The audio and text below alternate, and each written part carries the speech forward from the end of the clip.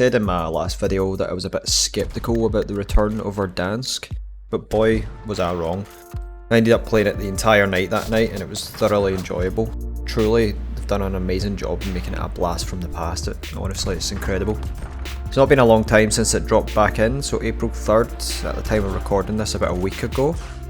And in that short period there has been a lot of complaints, but more specifically from streamers who are craving the insanely fast gameplay that's no longer there. The gameplay that was in Warzone 2 with the redeploy balloons, the resurgence mechanics, insane movement speeds, it's just not here in this version of Verdansk, and that's what a lot of people are complaining about, that it's no longer there. But there's also a lot of people that aren't complaining, and a lot of people that really like it. And that's what the original Warzone was like, and that's why there's also a lot of people that are really enjoying this, and a lot of people that have came back to play it specifically for this as well. So to be perfectly honest, I don't think these people should be listened to. After all, they are a minority of the player base.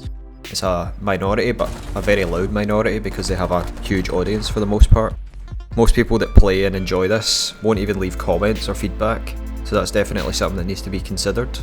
I'm sure most of the people watching this video right now, probably just watching videos and enjoying them, they wouldn't leave any comments or feedback online. That's absolutely fine, but that's exactly the point I'm trying to make. Most people that are enjoying something will just enjoy it, and that's it. In the current iteration of Verdansk that we've got, positioning is rewarded, having great communication is key to winning, choosing the right engagements and positioning is super important, so there's no easy way out of scenarios. You can't just zip up a balloon and fly away, panic attack and get out of any situation. If you make the wrong move, you will be punished. No redeploy balloons, no zip lines up the side of buildings, just no get out of jail free cards basically. It's probably one of the best things about this version, to be honest, because you actually have to think and consider about how you navigate the map. If you get caught out of position by a squad, you will be punished. If you want to jump around quickly, you jump in a vehicle. They actually serve a purpose now. And when you do that, you know that you're alerting your presence to basically everybody on the map because you show up on the minimap. These little things that all add together to make it such a good experience. There's lots of other changes that I've not had a huge chance to test out yet. I've not played an amazing amount, but I have played quite a bit. The one-shot snipers are back for the most part. The HDR is obviously absolutely disgustingly strong. It's something I very much welcome because it's just super satisfying to get that one hit down. And it rewards holding power positions as well, so up on the top of the buildings for instance, if you've got a good position there, watching people down below and you're just sniping them, or you're sniping them back. The only major gripe I have with that is if the person holding the position, if you snipe them and they go down but their pals on the roof, so if you're playing like duos, trios or quads, they just keep getting revived. They should maybe add like a faster bleed out with each consecutive down, similar to the way it kind of works in PUBG. Overall as well, I've noticed there is a much faster time to kill, which I feel like makes the game way more intense. You die quicker, you feel like you need to try and stay safe more as a result, because if you do get caught out in the open then there's much more danger involved because you can get dropped a lot quicker.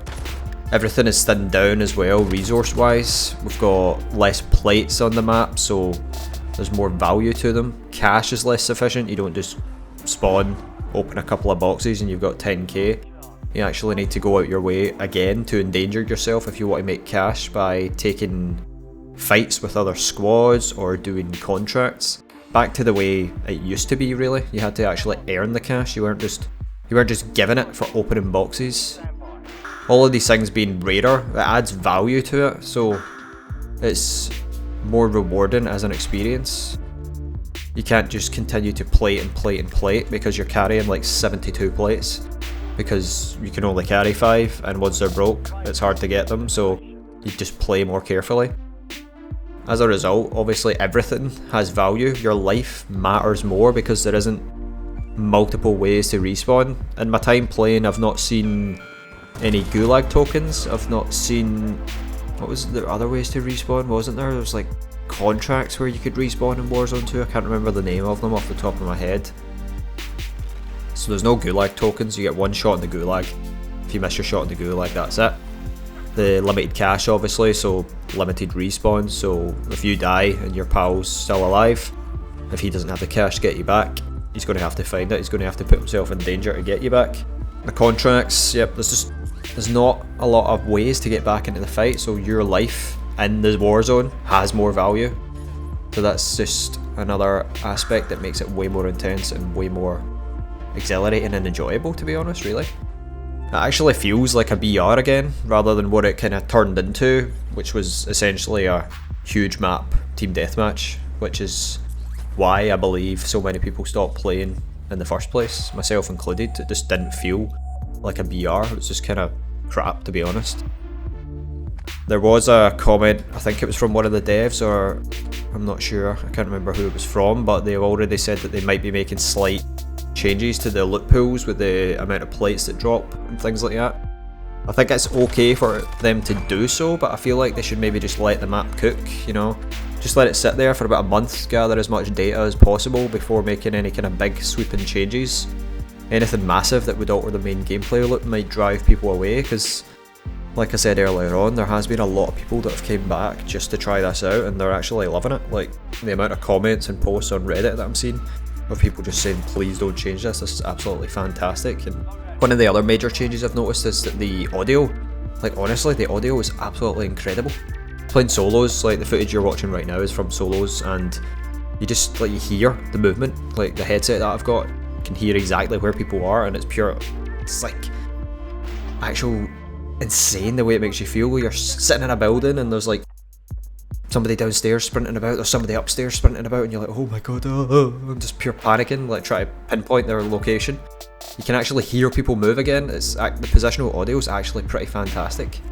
I don't know about other people, if other people have had experience with that, but honestly I think it's a huge step up, absolutely huge step up. It got to a point in Warzone 2 where an entire squad could literally sprint right up behind you and you wouldn't even be able to hear a thing. It was just completely, utterly ridiculous. And people parachuting right up your arsehole and killing you. So that was always really enjoyable, but obviously that's now gone with these audio changes as well. You can hear people moving, and being stealthy is actually a mechanic again. Sneaking, moving carefully, slow walking, things like that. Super impressed by this. It's an absolute huge win, to be honest. But overall, I've been absolutely loving my time with it so far, and from what I'm reading online with the Reddit posts and things as well, a lot of people are too. And again, loads of people probably are enjoying it but just not posting it online, which is absolutely fine. They need to lock in and capitalise on this success, but just to be careful about making any crazy and sweeping changes that would alter the flow and alter the gameplay. I'll be very interested to see how some of the cool limited time game modes also play into it. We saw like there was Armoured Royale with the big trucks and stuff like that, and ranked mode I believe is getting added in Season 3 Reloaded, which should be pretty interesting. I've never played Warzone Ranked before, and it would be really interesting to see how it plays out on this version. But anyway, enough of me rambling though. I'd love to hear your thoughts here. Have you been enjoying it? Have you played it yourself, or have you only seen things online? Are you thinking about trying it? Where do you stand? What do you think? Let me know in the comments down below. But that'll about do it for this video. Thanks very much for watching. Subscribe to the channel if you're new, and I'll catch you in the next one.